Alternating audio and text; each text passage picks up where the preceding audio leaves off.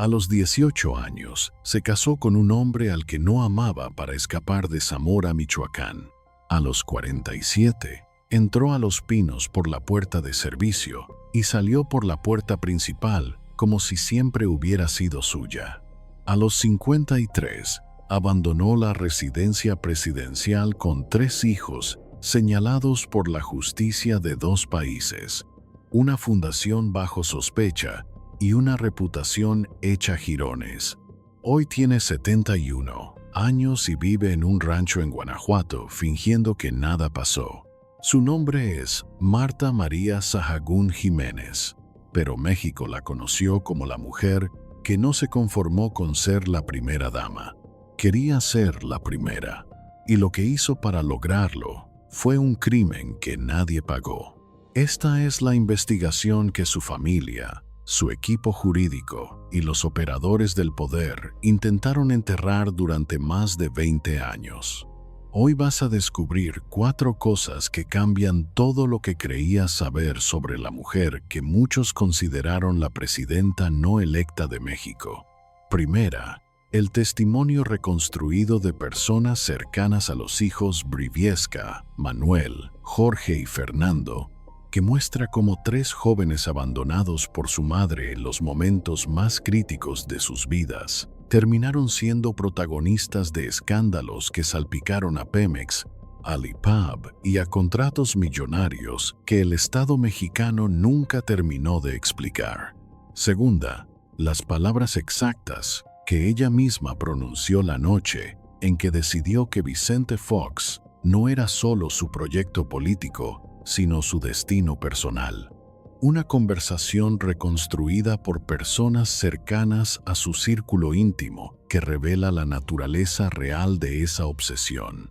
No era amor, era otra cosa, y es mucho más oscura. Tercera, lo que periodistas, expedientes y denuncias formales dibujaron con una claridad que el poder no pudo borrar del todo. Una familia que confundió el Estado mexicano con una herencia, que confundió Los Pinos con su casa, que confundió el dinero público con su quincena. Y cuarta, el documento que circuló entre periodistas y legisladores durante el sexenio y que describe con detalle lo que pasaba en Los Pinos cuando las cámaras se apagaban. Rituales, dependencias, una red de influencia espiritual que explicaba comportamientos que de otra forma no tenían ningún sentido racional. Te voy a avisar cuando llegue cada una. Si te vas antes del final, te pierdes la parte que su equipo legal ha intentado suprimir durante 2 décadas. Suscríbete para no perderte de ninguna historia. Pero antes de contarte cómo tomó el poder, necesitas entender de dónde venía. La historia de Marta Sahagún no comienza en Los Pinos, no comienza en la campaña de Vicente Fox, no comienza siquiera en el PAN. Comienza en Zamora, Michoacán, en una ciudad donde las mujeres aprendían desde niñas que su destino tenía un techo muy bajo y donde una niña específica decidió, muy temprano, que ese techo no era para ella. 10 de abril de 1953. Zamora, Michoacán, México. Una ciudad de poco más de 50,000 habitantes, profundamente católica, profundamente conservadora, donde el orden social estaba grabado en piedra desde hacía generaciones. Los hombres mandaban, las mujeres obedecían, y nadie que naciera sin apellido preguntaba demasiado alto ¿para qué servía el dinero de los demás? En esa ciudad, ese día, nace Marta María Sahagún Jiménez. No en una familia de políticos, no rodeada de influencias, en una familia de clase media provinciana donde se trabaja duro, se va a misa los domingos y se aprende desde muy pequeño que hay personas que tienen y personas que no tienen.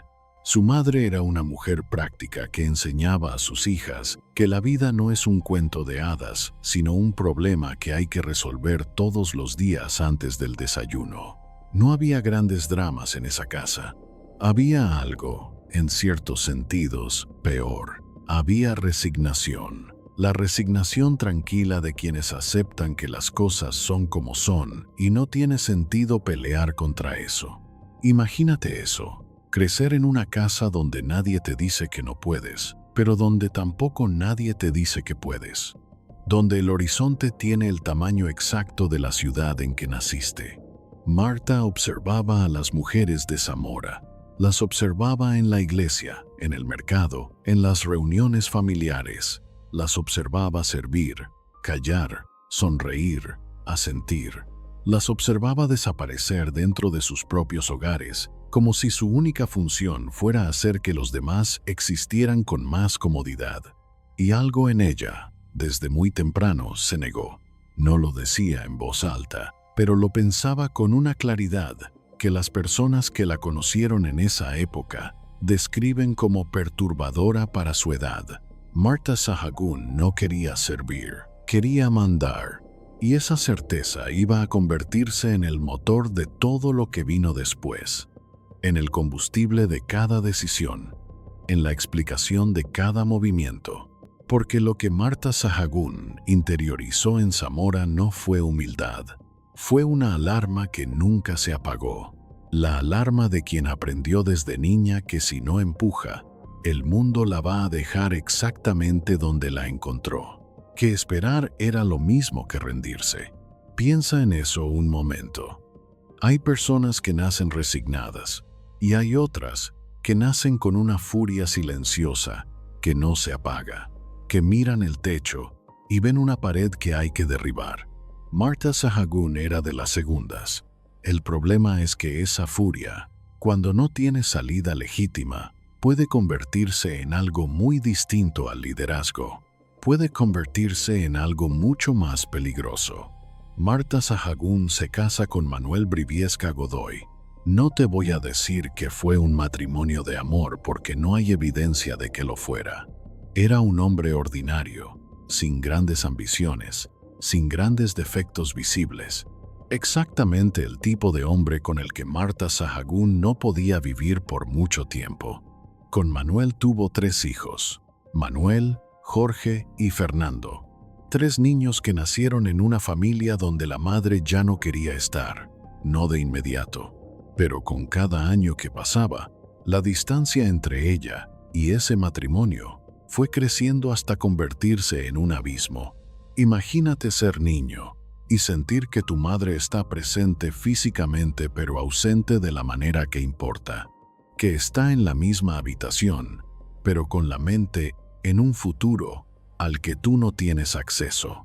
Eso es lo que vivieron Manuel, Jorge y Fernando durante años. Y eso, como verás más adelante, tuvo consecuencias que nadie en Los Pinos quiso ver venir.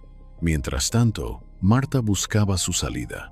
Vendió queso, administró una farmacia, hizo lo que había que hacer para sobrevivir dentro de un matrimonio que ya no le daba lo que necesitaba.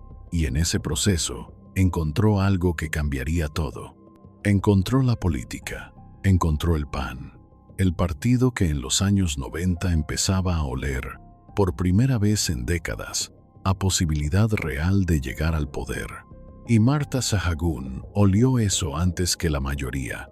¿Sabes lo que es encontrar algo y saber con una certeza que te recorre el cuerpo entero que ese lugar fue diseñado para alguien como tú? Marta Sahagún entró al PAN y sintió exactamente eso.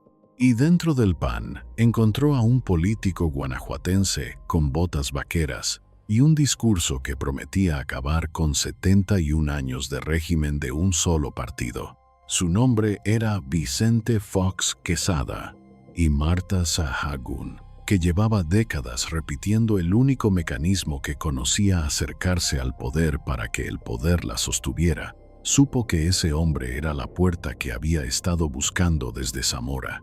Pero antes de contarte lo que hizo con esa llave, guarda un dato. Entre 1999 y 2001, la abuela paterna de los Briviesca estaba agonizando. Necesitaba presencia, cuidados, compañía en los meses finales. Jorge Briviesca fue quien estuvo, quien se quedó, quien hizo las guardias. Marta no estaba. Marta estaba construyendo su futuro. Guarda ese dato. Lo vas a necesitar después, porque la frase que define toda esta historia no la dijo Marta Sahagún, la dijo uno de sus hijos, años después, cuando le preguntaron cómo justificaba los negocios que hacía a la sombra del poder presidencial. La respuesta fue simple, brutal, perfecta en su descaro. De algo tenemos que vivir. Esa frase es el resumen moral de todo lo que esta familia construyó entre 2000 y 2006. Es la justificación para los contratos, para los favores, para los expedientes, como si el poder del Estado mexicano fuera su quincena personal, como si Los Pinos fuera su rancho, como si México fuera su herencia. De algo tenemos que vivir. Recuerda esa frase. La vas a escuchar muchas veces más, y cada vez que la escuches, va a pesar un poco más. A los 46 años, Marta Sahagún tomó una decisión que lo cambiaría todo. No fue espontánea. Fue el resultado de años de observar, de moverse, de acercarse despacio a los lugares donde se cocinaba el poder real en México. Años de esperar el momento exacto. Y el momento llegó. México está en uno de sus momentos más convulsos en décadas. El PAN está creciendo, y dentro del PAN, un ex ejecutivo de Coca-Cola convertido en gobernador de Guanajuato está construyendo algo que nadie había visto antes en la política mexicana. Una marca personal. Vicente Fox Quesada, con sus botas vaqueras, su estatura de 1,90 m y su lenguaje directo, estaba convirtiéndose en la apuesta más seria que la oposición había tenido en décadas. Y Marta Sahagún lo sabía. Lo sabía mejor que muchos operadores políticos con décadas de experiencia. Lo sabía porque llevaba años dentro del PAN estudiando cómo funcionaban esas maquinarias, dónde estaban los puntos de entrada para alguien que llegaba sin apellido político, pero con algo que muy pocos tienen: la capacidad de leer a las personas y darles exactamente lo que necesitan escuchar. Ese año, Marta Sahagún se posicionó dentro del entorno de Vicente Fox de una manera que los que la conocieron describen como metódica. No llegó pidiendo, llegó ofreciendo, llegó siendo útil, llegó convirtiéndose en la persona que resuelve problemas antes de que alguien te los tenga que explicar. Fox estaba separado de Lillian de la Concha, su primera esposa.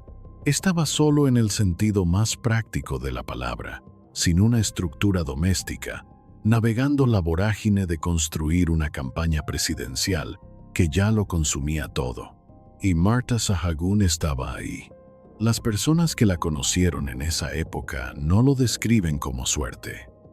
Lo describen como la ejecución precisa de un patrón aprendido. Aparecer donde el otro necesita ser completado. Esa habilidad de detectar la grieta emocional de quien tiene poder y llenarla antes de que él mismo sepa que existe es quizá la destreza política más subestimada que existe. De algo tenemos que vivir. La lógica que produciría esa frase ya estaba operando. Pero convertirse en la persona de confianza de Vicente Fox no resolvía el problema más inmediato. Marta Sahagún seguía casada con Manuel Briviesca Godoy, y en el PAN, un partido profundamente católico y conservador, esa situación tenía un costo que no podía ignorarse. El divorcio fue discreto, rápido y definitivo. Marta dejó atrás ese matrimonio con la misma determinación con que una persona deja atrás una ciudad que ya no le da lo que necesita. Lo que no podía dejar atrás eran sus 3 hijos. Manuel, Jorge y Fernando quedaron en ese territorio ambiguo que conocen todos los hijos de padres separados, presentes en el discurso, presentes en las fotos cuando era necesario, pero navegando solos la realidad cotidiana de una madre con la mente puesta en otro lugar. Piensa en eso un momento. Tienes 12, 15 años, tu familia se rompe, tu madre se va. No físicamente del todo, pero sí de la manera que importa. Y el mensaje que recibes, no con palabras sino con acciones, es que hay algo más importante que tú. Eso deja marcas. Esas marcas, como vas a ver más adelante, se convirtieron en escándalos que sacudieron al gobierno más importante que México había tenido en 70 años. Mientras tanto, la campaña de Vicente Fox estaba funcionando. Funcionaba en las encuestas, en los mítines, en la cobertura mediática. Y detrás de ese candidato, cada vez más cerca, cada vez más integrada a la estructura central, estaba Marta Sahagún, no como pareja todavía, como portavoz, como la persona que filtraba los mensajes, que administraba los accesos, que decidía quién hablaba con Fox y quién no. ¿Sabes lo que es ese tipo de poder? No el poder de tomar las decisiones finales, sino el poder de controlar quién llega a las personas que las toman. Es el poder más efectivo que existe, porque es invisible. Nadie lo ve, pero todo el mundo lo siente. Marta Sahagún dominó ese poder con una precisión que dejó a más de un operador político veterano mirando sin entender del todo qué había pasado. De algo tenemos que vivir. La arquitectura que haría posible esa frase se estaba construyendo ladrillo a ladrillo. 2 de julio de 2000, Ciudad de México. Los resultados empiezan a llegar. Y lo que dicen es algo que ninguna generación viva había visto. El PRI está perdiendo la presidencia de la República. 71 años de poder, ininterrumpido, desmoronándose en tiempo real. Vicente Fox Quesada gana con el 42.5% de los votos. En las calles del Distrito Federal, hay personas que no saben bien por qué están llorando, pero que no pueden parar. Y Marta Sahagún está ahí, en el centro de esa celebración. No al frente todavía, pero ahí, integrada de una manera que ya resulta difícil de distinguir dónde termina la campaña y dónde empieza algo más personal. Esa noche, Marta dejó de ser la portavoz de un candidato. Se convirtió en la persona más cercana al hombre más poderoso de México. Y esa posición valía exactamente lo que tú decidieras que valía. De algo tenemos que vivir. 1 de diciembre de 2000. Vicente Fox asume la presidencia. Marta Sahagún es nombrada vocera oficial. Primera vez en la historia del país que esa posición la ocupa una mujer con vínculos románticos documentados con el titular del Ejecutivo. La distinción entre el rol profesional y el personal es, desde el primer día, borrosa de una manera que incomoda a más de un funcionario, pero que nadie dentro del círculo interno se atreve a señalar en voz alta. Alfonso Durazo, secretario particular de Fox, renuncia, y en su carta hace algo extraordinariamente inusual para la política mexicana. Dice en público lo que todos piensan en privado, que hay una influencia sobre el presidente que no está en el organigrama, que hay una persona que no fue electa tomando decisiones que corresponden a quienes sí lo fueron. De algo tenemos que vivir. 2 de julio de 2001. Fox y Marta hacen oficial su relación. La portavoz presidencial es también la pareja del presidente. Esa combinación de roles, que en cualquier sistema con controles institucionales sólidos habría generado una crisis inmediata, en México genera principalmente titulares de revista y especulaciones sobre una boda. La boda llega. Una ceremonia civil discreta que convierte a Marta Sahagún en primera dama de México, sin haber ganado ninguna elección, sin haber sido evaluada por ningún proceso de selección, sin haber respondido una sola pregunta pública sobre sus planes para ese rol. De algo tenemos que vivir. Marta Sahagún funda Vamos México, una fundación de asistencia social que recauda donaciones de empresarios y corporaciones. El problema es lo que empieza a susurrarse casi de inmediato entre periodistas y legisladores, que los donantes de Vamos México tienen una correlación estadísticamente curiosa con las empresas que reciben contratos gubernamentales favorables. Nadie puede probarlo con un documento firmado todavía, pero el patrón es suficientemente claro para que personas que llevan décadas cubriendo política mexicana empiecen a escribir sobre ello.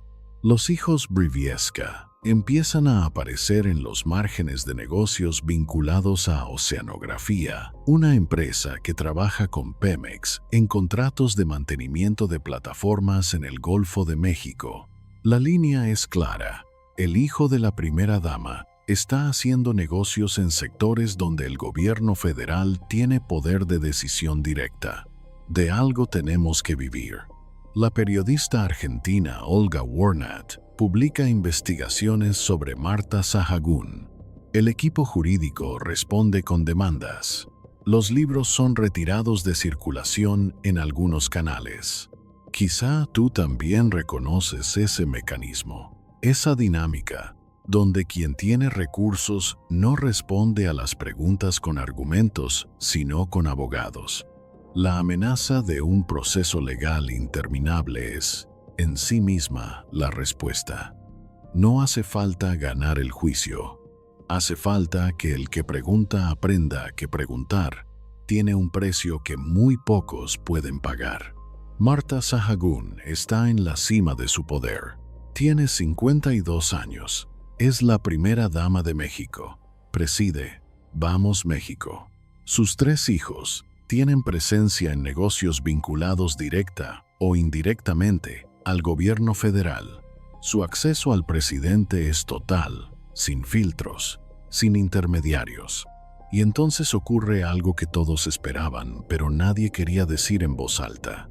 Marta Sahagún empieza a hablar de candidatura presidencial, no de manera oficial, pero en conversaciones privadas, en reuniones con operadores del PAN. El nombre de Marta Sahagún empieza a circular como posible candidata para las elecciones de 2006.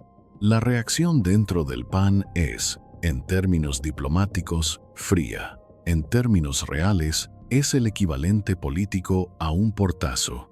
Porque Marta Sahagún no había calculado mal una estrategia, había repetido sin saberlo el patrón más antiguo de quien creció sintiéndose invisible, confundir que nadie te detiene con que todos te apoyan, confundir el silencio del miedo con la voz del respaldo. México no quería a Marta Sahagún como presidenta, y el PAN tampoco. La candidatura nunca se materializó. Quedó en ese territorio de las cosas que se dijeron y se desmintieron, y que todos saben que fueron reales, aunque el registro oficial diga lo contrario. Pero el daño estaba hecho.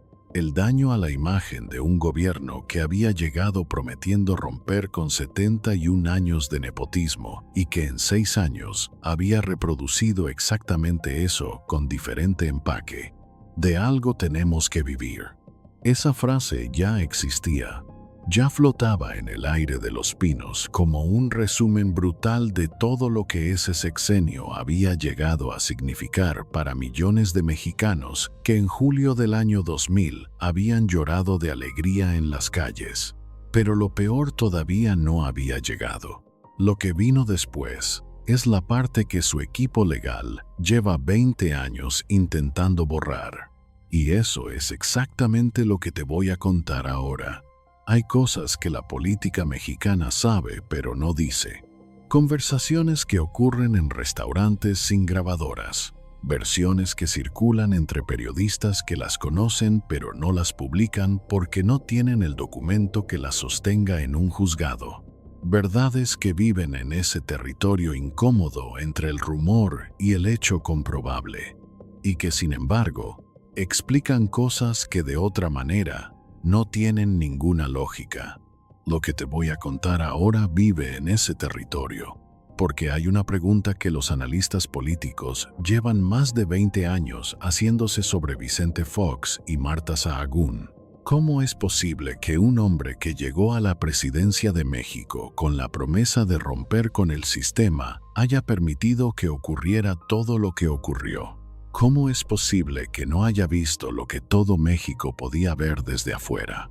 O sí lo veía y simplemente no podía hacer nada al respecto. Esa segunda posibilidad es la que nadie quería discutir en voz alta, hasta que algunos empezaron a hacerlo. Aquí viene lo primero que te prometí.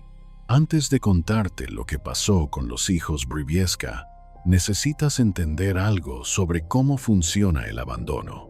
No el abandono dramático, no el que aparece en las películas, con maletas en la puerta y gritos en el pasillo. Ese abandono es terrible, pero al menos tiene la honestidad de ser visible.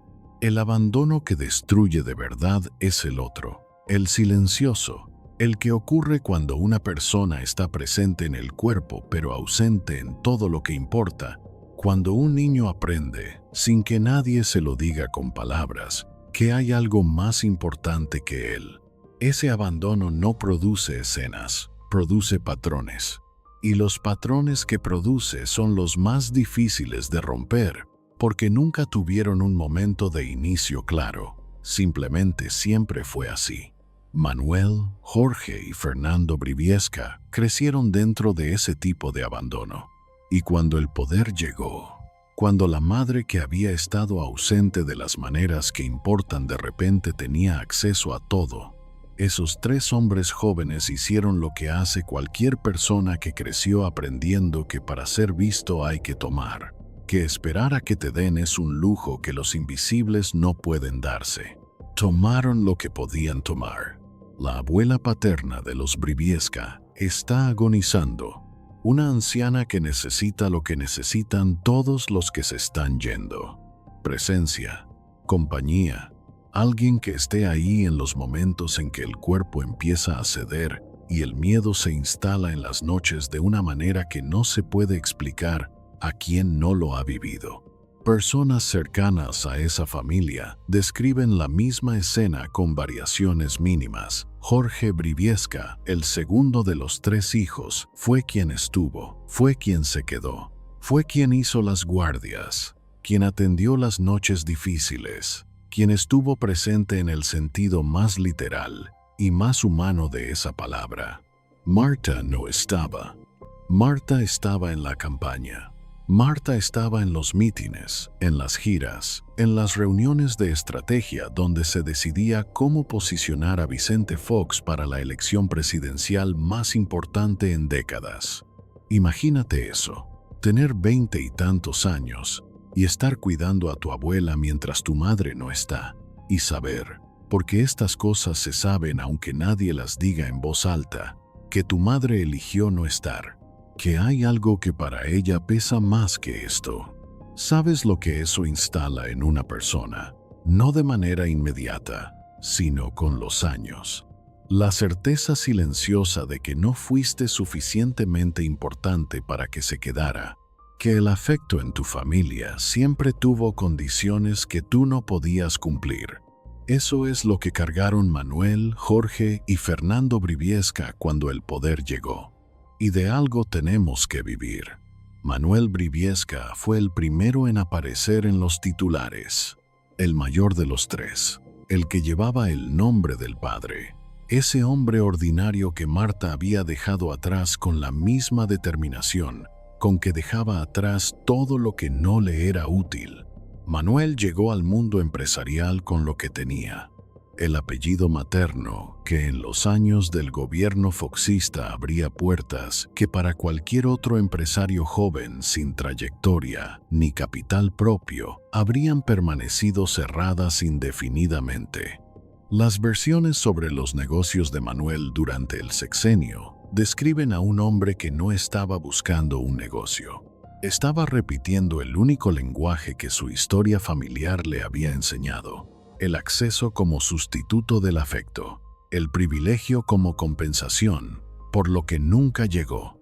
Si el apellido de tu madre abre puertas, esas puertas son lo más cercano a ella que puedes tener.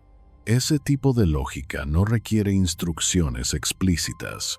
No requiere que Marta Sahagún llame a nadie y diga: haz esto por mi hijo. Requiere simplemente que el sistema sepa quién es él. Y en el México de 2002, 2003, 2004, el sistema lo sabía perfectamente. Los vínculos de Manuel Briviesca con Oceanografía y con las operaciones que involucraban contratos con Pemex fueron señalados en reportajes y en señalamientos legislativos durante esos años. No había condena, no había sentencia. Había un patrón de acceso y de beneficio que resultaba difícil de atribuir al mérito exclusivo de un hombre joven cuyo apellido más conocido hasta hace poco era el de su padre. De algo tenemos que vivir. Esa frase, cuando Manuel Briviesca la pronunció, no sonaba a justificación improvisada, sonaba a convicción, a algo que había aprendido desde adentro, desde el núcleo de una familia donde la línea entre lo que se merecía y lo que se tomaba nunca había sido demasiado clara. Diciembre de 2008. 3 años después de que Vicente Fox y Marta Sahagún abandonaran Los Pinos, una orden de captura en Estados Unidos menciona el nombre de Manuel Briviesca. No es una acusación menor. Es el tipo de proceso legal que requiere que alguien en el sistema judicial estadounidense haya revisado evidencia suficiente para considerar que hay causa para actuar. Hay dinero que entró a Estados Unidos de maneras que las autoridades de ese país consideran que deben ser explicadas. Hay cuentas, hay transacciones, hay el tipo de rastro que deja el dinero cuando se mueve rápido y en volúmenes que no corresponden a los ingresos declarados de quien lo mueve. Diciembre de 2012. El proceso concluye con una condena. 3 años de libertad condicional, multa y vigilancia. No es prisión, pero es una condena. Es un registro. Es el tipo de resultado judicial que en México, donde esos procesos raramente llegaban a ninguna conclusión durante ese periodo, resultaba casi extraordinario por el simple hecho de existir. Piensa en eso un momento. Un hijo de la primera dama de México, condenado por un tribunal estadounidense. No en México, donde el sistema tiene mecanismos de protección que los poderosos conocen perfectamente. En Estados Unidos, donde el apellido de tu madre no es suficiente para cerrar un expediente. Pero lo más revelador de toda esta historia no es la condena de Manuel Briviesca. Lo más revelador es la respuesta de Marta Sahagún. Cuando los reportajes sobre sus hijos empezaron a acumularse, cuando los expedientes empezaron a circular, Marta Sahagún ejecutó el único mecanismo que había perfeccionado desde Zamora: la contención solitaria. No pedir ayuda, no mostrar la herida, gestionar el daño desde adentro como si mostrar que algo duele fuera, por sí mismo, perder. Hubo demandas contra periodistas, hubo presión sobre medios, hubo el silencio calculado de quien sabe que responder en público amplifica lo que preferiría que permaneciera en los márgenes. Hubo gestión del daño en lugar de rendición de cuentas, y en esa diferencia, en ese espacio entre gestionar el daño y rendir cuentas, vive toda la historia de Marta Sahagún. De algo tenemos que vivir. Esa frase que empezó en la boca de un hijo y que en realidad venía de mucho más atrás, que venía de una niña en Zamora que miraba el techo bajo de su destino y decidía que ese techo no era para ella, que venía de la certeza de que el poder no tiene dueño hasta que alguien decide que sí lo tiene. Pero lo peor todavía no había llegado. Todo lo que te conté hasta ahora ocurrió mientras el poder todavía estaba disponible, mientras Los Pinos todavía era su casa, mientras el sistema todavía podía absorber los golpes. Lo que te voy a contar en la siguiente revelación es lo que pasó cuando el poder se fue.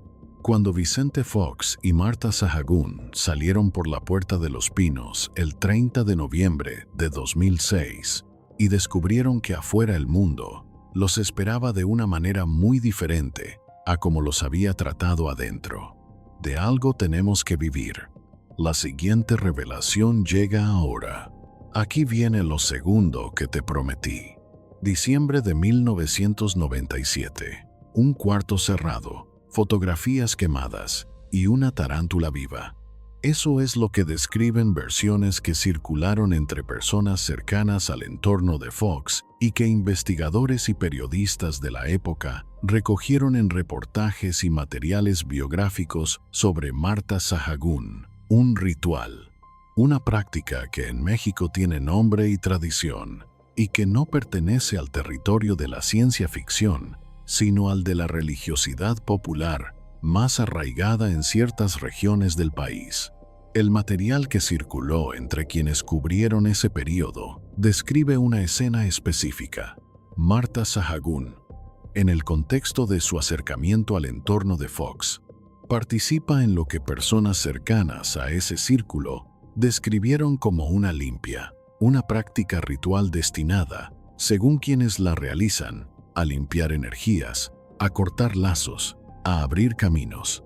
Las fotografías quemadas serían imágenes de personas o situaciones del pasado que se eliminan simbólicamente para dejar espacio a lo que viene.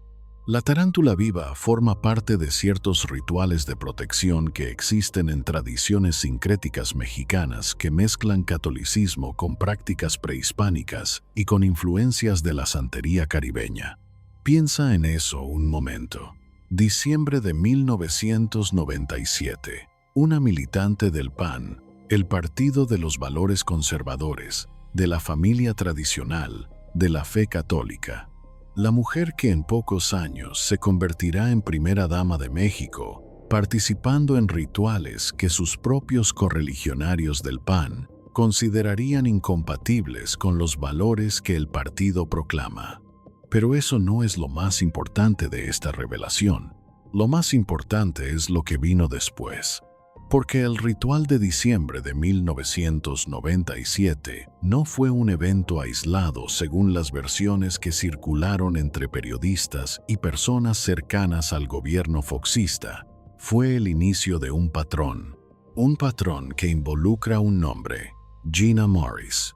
Gina Morris aparece en las investigaciones sobre el periodo foxista como una figura de influencia espiritual dentro del entorno cercano a Marta Sahagún.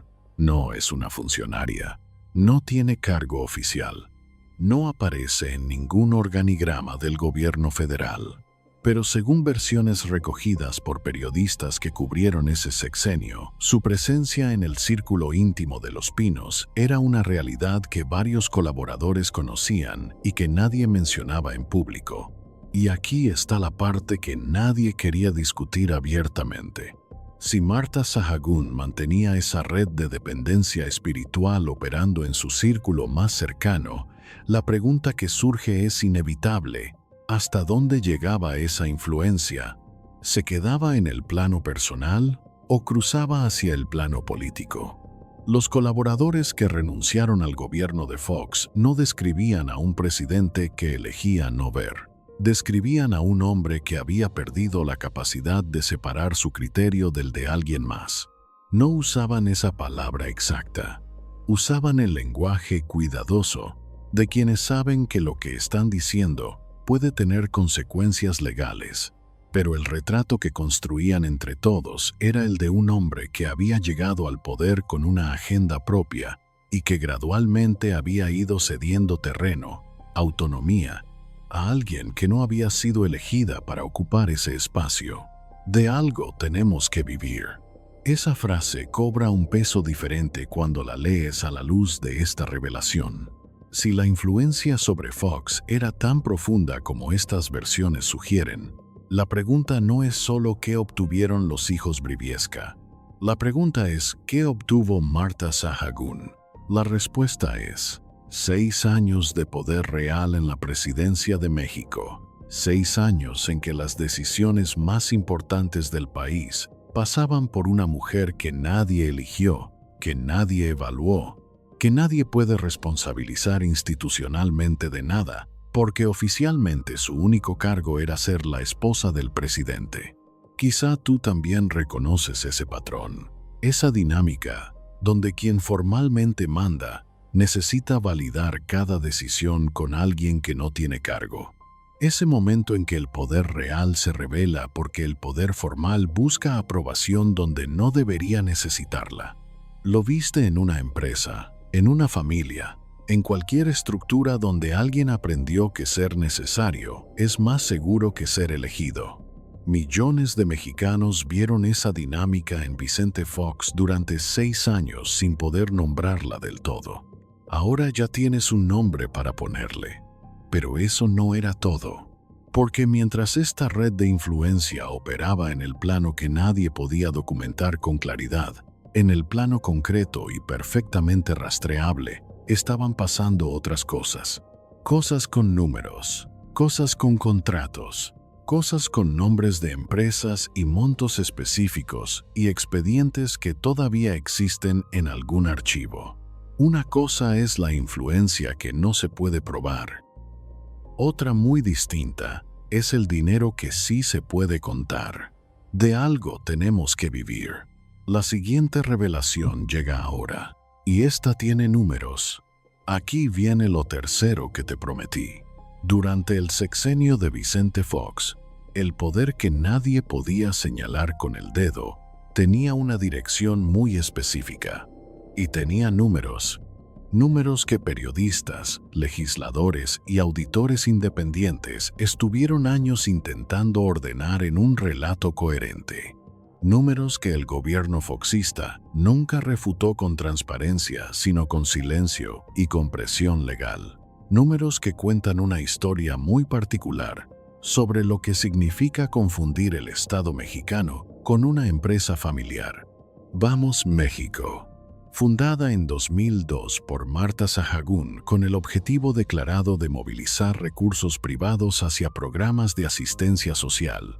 Una fundación que en papel era exactamente lo que se espera de una primera dama con visibilidad y acceso a los empresarios más importantes del país. El problema es lo que estaba pasando por debajo del papel. Lo que investigadores periodísticos y legisladores documentaron durante esos años es un patrón que funciona de la siguiente manera.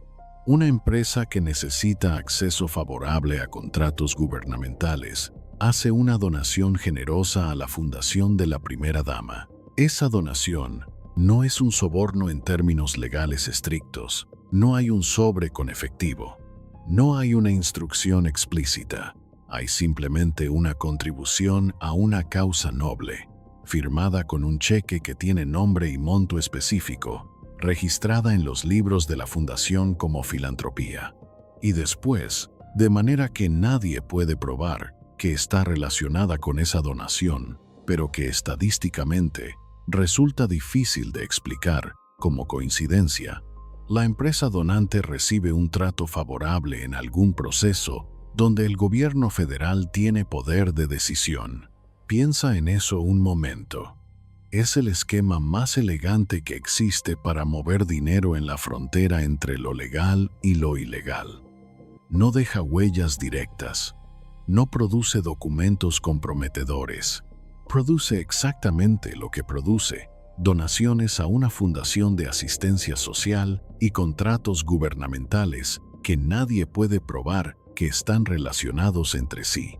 Nadie, excepto las personas que hacen las preguntas correctas durante suficiente tiempo, y las preguntas correctas llevaban invariablemente a 2 nombres: Oceanografía y Pemex.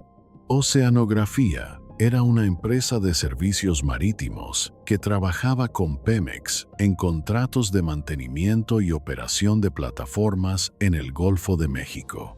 Su dueño era Amado Yáñez, un empresario que durante el sexenio foxista acumuló contratos con Pemex de una magnitud que sus competidores del sector describían como imposible de explicar solo por méritos técnicos. El nombre que conecta a Oceanografía con el entorno de Marta Sahagún apareció en investigaciones periodísticas de la época y en señalamientos legislativos que nunca llegaron a producir una sentencia judicial durante ese gobierno. La conexión no era directa, nunca es directa. Era del tipo que se construye trazando líneas entre donaciones, entre contratos, entre presencias en eventos, entre llamadas que alguien recuerda aunque no estén grabadas. Y el otro nombre era Raúl Muñoz Leos, director general de Pemex durante el gobierno de Fox. El funcionario que firmaba los contratos que Oceanografía recibía, un hombre que operaba en un entorno donde los límites entre la institución que dirigía y los intereses de las personas cercanas al presidente eran, en el mejor de los casos, confusos. Los contratos vinculados a estas operaciones alcanzaron cifras que legisladores de oposición estimaron en torno a los 6,000 millones de pesos durante el sexenio. 6,000 millones de pesos en contratos de una empresa cuyos vínculos con el entorno de la primera dama eran suficientemente conocidos dentro del sector como para que nadie en la industria se sorprendiera cuando los reportajes empezaron a aparecer. De algo tenemos que vivir. Esa frase que Manuel Briviesca pronunció como si fuera una obviedad, como si el acceso al erario público fuera simplemente una consecuencia lógica de tener a tu madre casada con el presidente, como si la línea entre el patrimonio familiar y el patrimonio del Estado fuera una convención arbitraria que las personas inteligentes no tenían por qué respetar demasiado estrictamente. Pero Vamos México y Oceanografía no eran el único frente. Estaba también el IPAB, el Instituto para la Protección al Ahorro Bancario, creado para gestionar los activos que los bancos quebrados habían dejado como garantía después del error de diciembre de 1994. El IPAB administraba propiedades que valían dinero, y entre esas propiedades aparecen referencias en investigaciones periodísticas de la época a bienes vinculados a personas cercanas al entorno de los Briviesca. Los nombres que el material recoge son Santa Catarina y El Calvario, dos propiedades, dos nombres que suenan a cualquier cosa menos a un escándalo, pero que en el contexto de lo que estaba pasando representaban exactamente eso. No había sentencias, no había condenas, había expedientes, había preguntas sin respuesta. Había periodistas que publicaban y recibían demandas. Había legisladores que señalaban y recibían silencio institucional. Había el patrón más clásico del poder que no rinde cuentas, la impunidad envuelta en procedimiento. Quizá tú también has visto cómo funciona ese mecanismo, cómo los expedientes se acumulan sin que nadie los abra, cómo el tiempo, la prescripción, el cambio de gobierno, el olvido mediático, actúan como el sistema de limpieza más eficiente que existe para quienes aprendieron desde dentro que esperar es también una estrategia, que el poder que no rinde cuentas no necesita borrar las huellas, solo necesita que nadie las siga durante suficiente tiempo. Lo que hace particular el caso de Marta Sahagún es la velocidad, la eficiencia, la manera en que en 6 años, en el gobierno que prometió acabar con 71 años de corrupción priista, se reprodujo un esquema que en términos estructurales era indistinguible de lo que supuestamente había llegado a reemplazar. De algo tenemos que vivir. La frase perfecta para un sexenio perfecto en su contradicción. Pero los contratos y las fundaciones y los expedientes del IPAB eran la parte que se podía documentar, al menos parcialmente. La parte que dejaba rastros en papel. Lo que te voy a contar en la siguiente revelación no tiene esa comodidad, porque la cuarta revelación no es sobre dinero, es sobre lo que quedó. De algo tenemos que vivir. La cuarta revelación llega ahora. Aquí viene lo cuarto que te prometí. La que te prometí al principio, la que no aparece en las entrevistas que Marta Sahagún ha dado en los últimos años porque nadie que tenga acceso a ella se atreve a hacerla directamente, la que vive en los expedientes, en los reportajes, en los testimonios de personas que estuvieron cerca de ese poder y que salieron de él con la certeza de haber visto algo que no debieron ver. Si has llegado hasta aquí, esto es para ti. Esta revelación no es sobre el pasado, no es sobre contratos ni rituales, ni hijos que tomaron lo que podían tomar, mientras el poder de su madre los cubría como un paraguas. Es sobre lo que quedó, sobre el precio real de haber confundido el Estado mexicano con una herencia familiar, sobre lo que le pasa a una persona, a una familia, a una red entera de complicidades, cuando el poder se termina y el mundo que construiste alrededor de ese poder empieza a deshacerse con la misma velocidad con que se construyó. 30 de noviembre de 2006. Los Pinos, Ciudad de México, 12 del mediodía.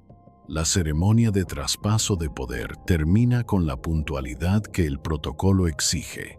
Felipe Calderón recibe la banda presidencial. Los funcionarios que durante 6 años respondieron ante Vicente Fox empiezan el proceso silencioso e inmediato de actualizar sus lealtades hacia el nuevo inquilino del Ejecutivo.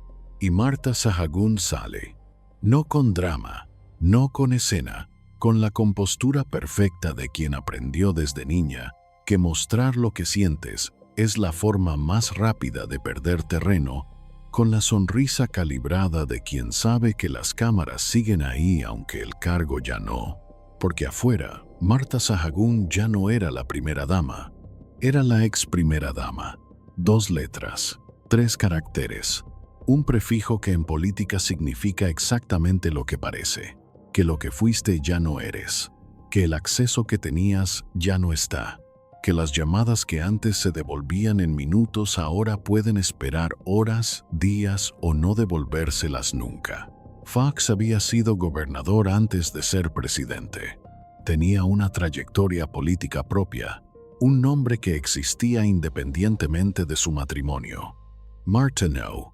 Marta había construido su identidad sobre una posición que otro ocupaba, su visibilidad, su influencia, su capacidad de abrir puertas, todo eso existía en función de un cargo que en ese momento dejaba de existir. Y esa dependencia estructural, que durante 6 años había sido su mayor fortaleza, se convirtió el 30 de noviembre de 2006 en su mayor vulnerabilidad. El poder que tenía el 29 de noviembre de 2006 ya no existía el 1 de diciembre. Y todo lo que había construido sobre ese poder tampoco. Piensa en eso un momento. Construyes 20 años de tu vida alrededor de una posición, no alrededor de lo que eres, sino de dónde estás. Y un día ese lugar desaparece. Y te quedas con la pregunta que más miedo da. ¿Quién soy cuando el escenario se apaga?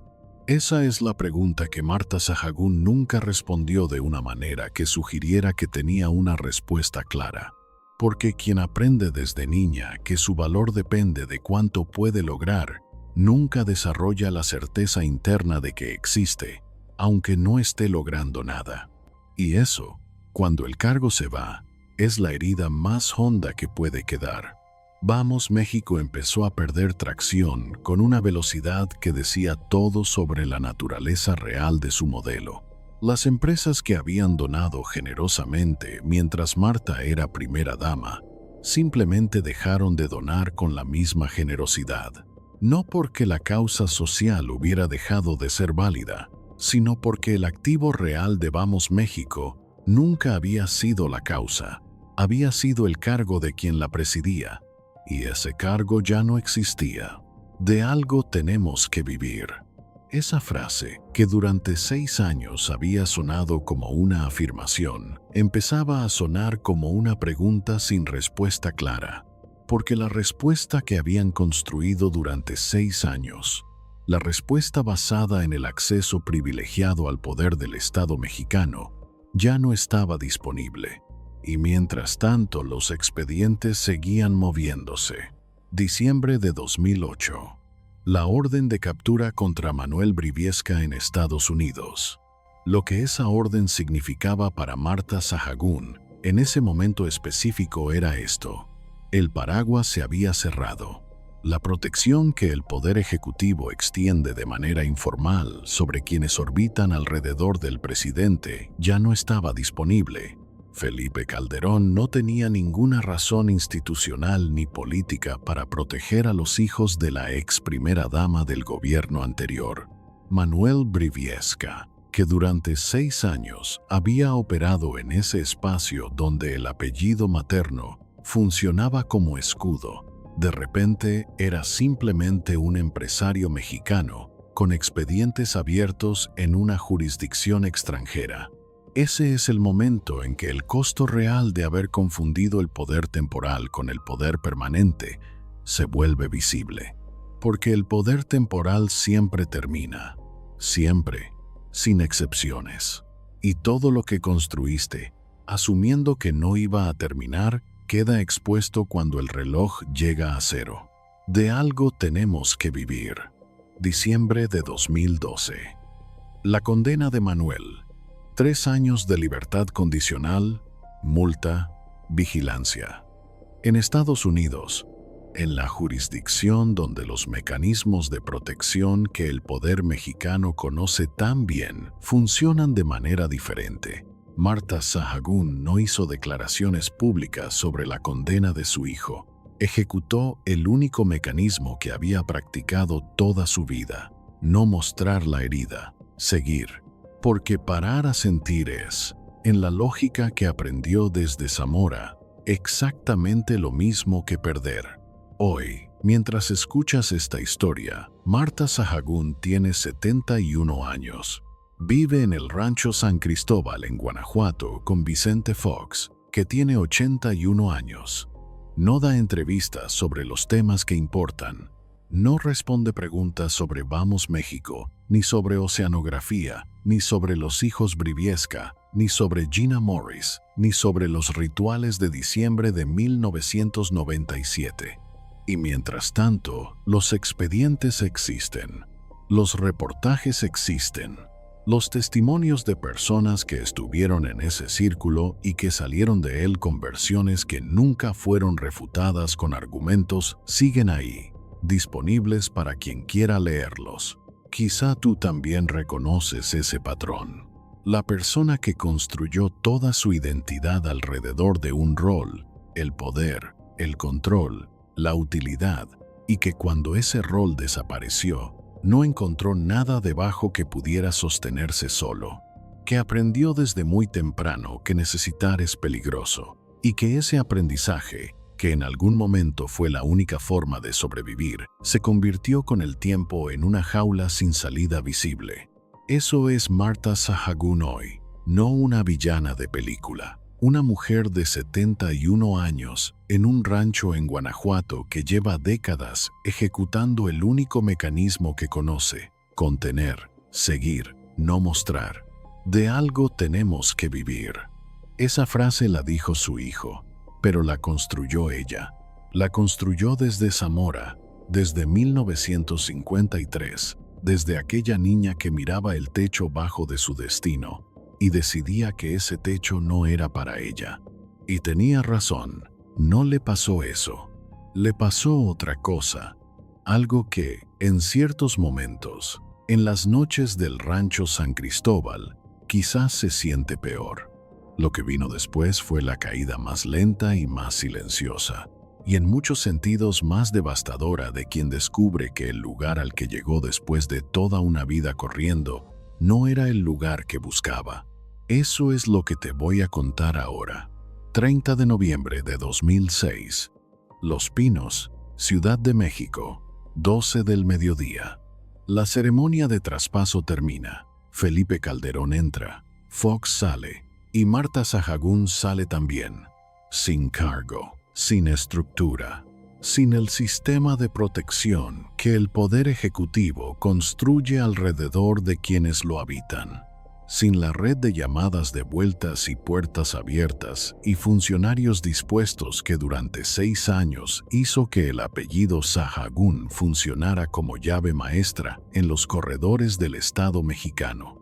con 53 años, con 3 hijos cuyos nombres ya estaban en los reportajes, con una fundación bajo sospecha, con una reputación que afuera de Los Pinos pesaba de una manera completamente diferente a como pesaba adentro. Lo que pasó ese día en la vida de Marta Sahagún todavía es materia de versiones encontradas en términos de su impacto real. Pero lo que nadie discute es esto. El poder que tenía el 29 de noviembre de 2006 ya no existía el 1 de diciembre, y todo lo que había construido sobre ese poder tampoco. Los meses que siguieron revelaron la fragilidad de una estructura que había sido sólida exactamente mientras el poder ejecutivo la sostenía. Vamos México perdió tracción con una velocidad que decía todo sobre la naturaleza real de su modelo. Las empresas que habían donado generosamente mientras Marta era primera dama, dejaron de donar con la misma generosidad, no porque la causa social hubiera dejado de ser válida, sino porque el activo real de Vamos México nunca había sido la causa, había sido el cargo de quien la presidía. Y ese cargo ya no existía. De algo tenemos que vivir. Los reportajes sobre los hijos Briviesca no desaparecieron con el cambio de gobierno. Al contrario, sin la protección informal que la posición de Marta extendía sobre sus negocios, sin la incomodidad institucional que producía investigar a familiares directos del presidente en ejercicio, los nombres de Manuel, Jorge y Fernando quedaron más expuestos que nunca. Periodistas que durante el sexenio habían publicado investigaciones y recibido presión legal como respuesta, descubrieron que esa presión seguía llegando, pero había perdido la dimensión más intimidante que tenía: la capacidad de hacer sentir que el Estado entero estaba del otro lado. Lo que define la caída de Marta Sahagún no es un evento único y dramático. No hay un día en que todo se derrumba de golpe. Hay una erosión, lenta, sistemática, implacable. La erosión de quien construyó todo sobre un cimiento que siempre tuvo fecha de vencimiento y apostó a que para cuando llegara ya habría construido algo que pudiera sostenerse solo. No había construido nada que pudiera sostenerse solo. De algo tenemos que vivir. Pero lo peor todavía no había llegado. Diciembre de 2008. La orden de captura contra Manuel Briviesca en Estados Unidos hace lo que ninguna investigación periodística mexicana había logrado hacer del todo. Produce un documento, un registro oficial, una acción concreta de un sistema judicial que no opera bajo las mismas lógicas de protección que el sistema mexicano había aplicado durante años a los expedientes vinculados a esa familia. Marta Sahagún no habló públicamente sobre la orden de captura de su hijo de una manera que quedara registrada como declaración formal. Hizo lo que había aprendido a hacer: el silencio, la compostura, el seguir adelante como si el mundo no estuviera mirando, aunque el mundo claramente estaba mirando. Pero hay personas que estuvieron cerca de ese entorno en ese periodo que describen algo diferente detrás de la compostura pública. Describen a una mujer que por primera vez en muchos años no tenía los instrumentos para controlar el daño, que podía llamar a sus abogados, que podía aplicar presión donde era posible, pero que no podía hacer lo que había podido hacer durante 6 años. Hacer que el problema desapareciera antes de que se convirtiera en titular. El problema no desapareció, y lo que no estuvo presente en ese momento, lo que brilló por su ausencia de una manera que las personas que conocieron a esa familia notaron, fue la figura que en cualquier familia en crisis debería estar de manera incondicional: la madre. No en términos físicos, Marta estaba, pero la presencia emocional que sus hijos necesitaban, la capacidad de decir esto es lo más importante ahora mismo y todo lo demás puede esperar, tenía el mismo problema que había tenido siempre: llegaba tarde o no llegaba del todo. De algo tenemos que vivir. Los años que siguieron fueron una acumulación de pérdidas que ningún comunicado oficial podía disimular. Perdió la narrativa. Durante 6 años, Marta Sahagún había controlado el relato sobre sí misma con una eficiencia que los profesionales de comunicación política admiran aunque no lo digan en público. Después de Los Pinos, ese control se fue fragmentando.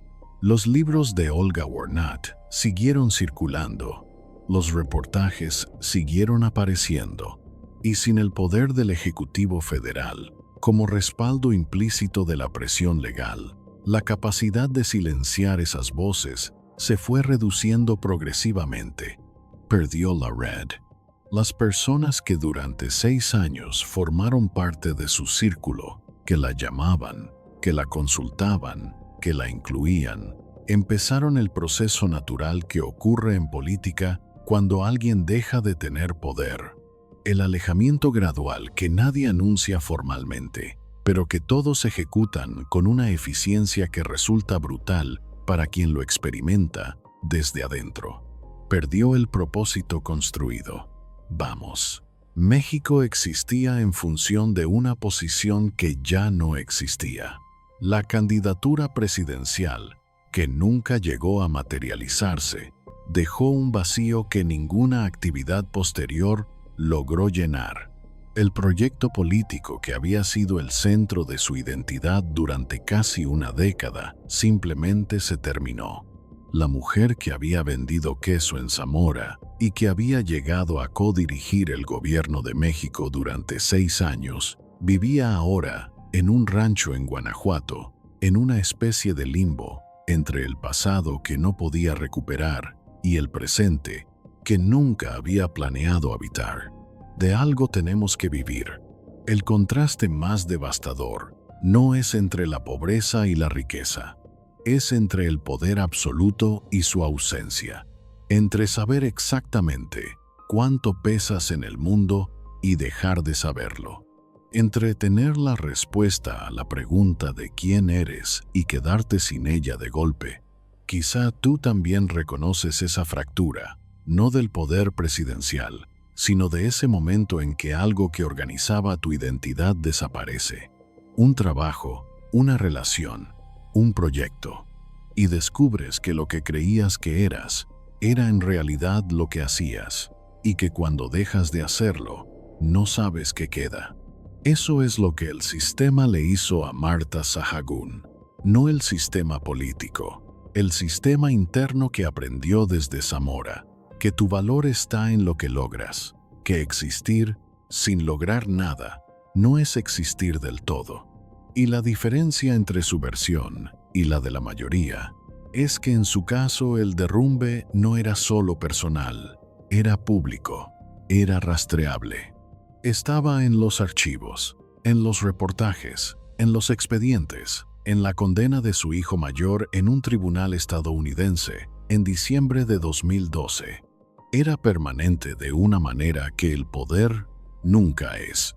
Hoy, mientras escuchas esta historia, Marta Sahagún tiene 71 años. Vive en el rancho San Cristóbal en Guanajuato junto a Vicente Fox, que tiene 81 años. Las apariciones públicas son escasas, controladas, del tipo que no permite preguntas incómodas ni desvíos del guión preparado. Ya no puede controlar la narrativa como antes. Ya no puede hacer que los expedientes desaparezcan. Ya no puede proteger a sus hijos con el escudo del poder ejecutivo. Ya no puede ser lo que fue durante 6 años. La persona más influyente de México que nadie había elegido para hacerlo. Pero el legado existe.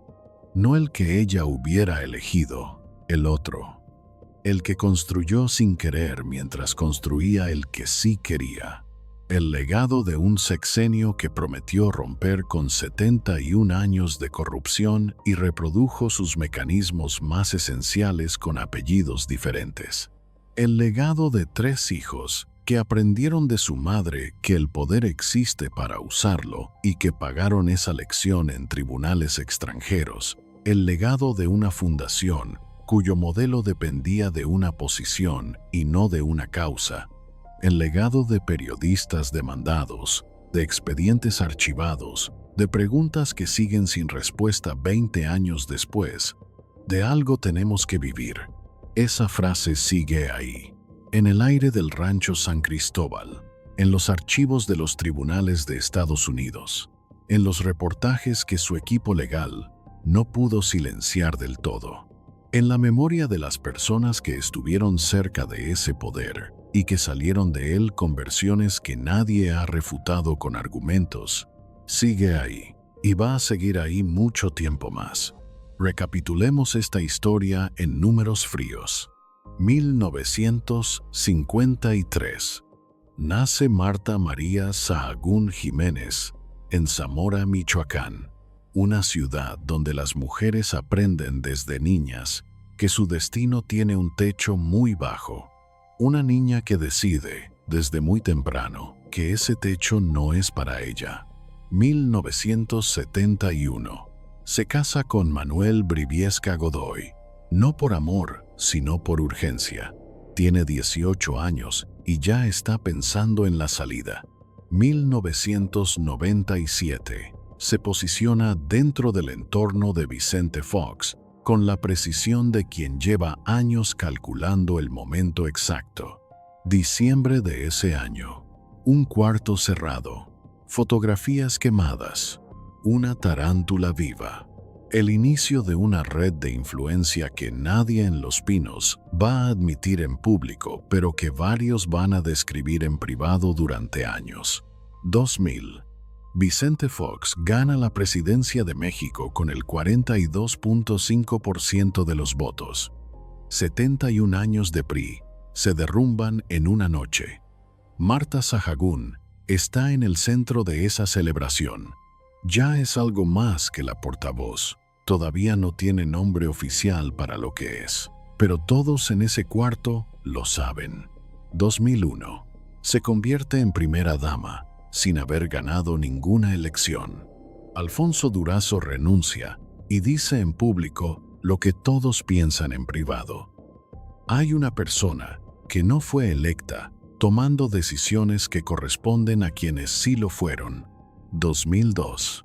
Funda Vamos México, una fundación que recauda millones de pesos de empresarios, con correlaciones estadísticamente curiosas con los receptores de contratos gubernamentales favorables. El modelo más elegante que existe para mover dinero en la frontera entre lo legal y lo ilegal. 2003 a 2005. Los hijos Briviesca aparecen en los márgenes de contratos vinculados a Oceanografía y Pemex. 6,000 millones de pesos en operaciones que sus competidores no pueden explicar solo por mérito técnico. De algo tenemos que vivir. Videla. 2006. Fox y Marta salen de Los Pinos. El paraguas se cierra. Los expedientes quedan expuestos. La red de protección informal desaparece de un día para otro. 2008. Orden de captura en Estados Unidos contra Manuel Briviesca. El sistema judicial estadounidense hace lo que el mexicano no hizo. Produce un documento, un registro oficial, una consecuencia concreta. 2012. Condena de Manuel Briviesca. 3 años de libertad condicional, multa y vigilancia. No en México, en Estados Unidos, donde el apellido de tu madre no es suficiente para cerrar un expediente. 2026. Marta Sahagún tiene 71 años. Vive en el rancho San Cristóbal, en Guanajuato. No da entrevistas sobre los temas que importan. Los expedientes siguen existiendo. Las preguntas siguen sin respuesta. 3 hijos marcados por el peso de un apellido que fue escudo y condena al mismo tiempo. 6,000 millones de pesos en contratos que nadie explicó satisfactoriamente. Una fundación cuyo modelo colapsó el día que colapsó el cargo de quien la presidía. 0 respuestas públicas sobre lo que realmente pasó en Los Pinos entre 2000 y 2006. ¿Es esto una maldición? No. Es el resultado predecible de confundir la urgencia legítima de querer más con el derecho ilegítimo de tomar lo que no te corresponde. Es lo que pasa cuando alguien que creció con hambre de poder llega al poder y descubre que el poder no sacia ese hambre, sino que la amplifica. De algo tenemos que vivir. Lo que el mundo llama ambición tiene, en ciertos casos, un nombre más exacto: hiperactivación de un sistema de supervivencia que nunca aprendió a descansar. No es una virtud, no es tampoco simplemente un vicio. Es una herida que se disfrazó de estrategia durante tanto tiempo que la persona que la porta ya no puede distinguir entre las dos. Eso es lo que Marta Sahagún fue. No una villana de construcción simple. Una mujer que aprendió desde Zamora que el único antídoto contra la invisibilidad era el poder, que interiorizó ese mecanismo con tanta profundidad que cuando llegó al lugar que buscaba, no supo qué hacer con él excepto usarlo para no volver a ser invisible. El poder sin rendición de cuentas no distingue entre hombres y mujeres, entre priistas y panistas, entre los que prometieron el cambio y los que nunca prometieron nada.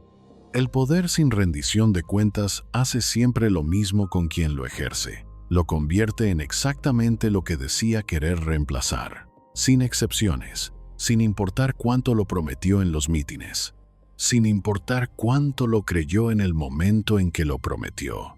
Marta Sahagún llegó al gobierno más importante que México había tenido en 70 años con la energía de quien toda la vida sintió que merecía más, con la inteligencia política real de quien sabe leer el poder mejor que muchos profesionales con décadas de experiencia. Y usó todo eso para reproducir, con una eficiencia notable, el sistema exacto que el gobierno en que participó había prometido destruir. Tenía acceso, pero no tenía transparencia. Tenía influencia, pero no tenía mandato. Tenía poder, pero no tenía legitimidad. Tenía todo lo que el mundo considera éxito, y no tenía lo único que hace que el éxito sea sostenible: la construcción de algo que pueda existir sin ti cuando ya no estés. ¿Por qué una mujer capaz de leer el poder con tanta claridad no fue capaz de leer las consecuencias de cómo lo usó? ¿Por qué 3 hijos que vieron a su madre construir algo desde la nada aprendieron de ese proceso exactamente lo que no debían aprender? ¿Por qué el gobierno que prometió acabar con 71 años de confusión entre lo público y lo privado terminó siendo recordado, en parte, por haber reproducido esa misma confusión con diferentes protagonistas? Deja esas preguntas flotando, porque no tienen una respuesta simple. Y cualquier respuesta simple que alguien te ofrezca sobre esta historia es una respuesta que no la entendió del todo. Si esta historia te hizo pensar en todo lo que México pudo haber sido en esos 6 años y no fue, dale like a este video para que el algoritmo se lo muestre a las personas que todavía creen que el cambio de partido garantiza el cambio de sistema, porque esta historia prueba que no, que el sistema sobrevive a los partidos, que el sistema sobrevive a las promesas, que el sistema solo cambia cuando las personas que llegan al poder deciden que rendir cuentas es más importante que protegerse. Suscríbete si llegaste hasta aquí, porque la próxima semana vamos a hablar de alguien que también llegó al poder prometiendo cambiarlo todo. Alguien que también tenía una persona muy cercana operando en las sombras. Alguien cuya historia tiene un inicio en la pobreza más absoluta y un final que todavía no termina de escribirse. ¿Quién es? Ya lo sabrás la próxima semana. Nos vemos ahí.